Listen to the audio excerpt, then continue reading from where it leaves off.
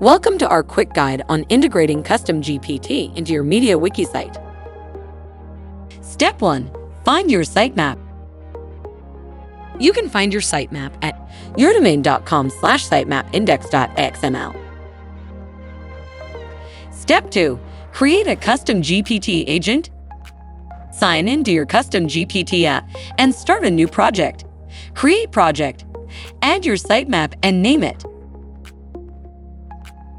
Click on Create Project. Step 3. Copy embed code. Once your project is ready, navigate to the project settings. Click on Sharing. Click on Embed Code and copy the code. Paste the copied HTML code onto your website. Curious about how it looks? Let's ask CustomGPT some questions and see how it responds.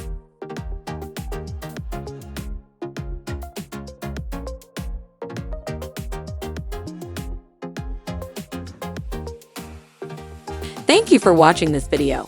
Don't forget to like, subscribe, and hit the bell icon for more updates. See you next time.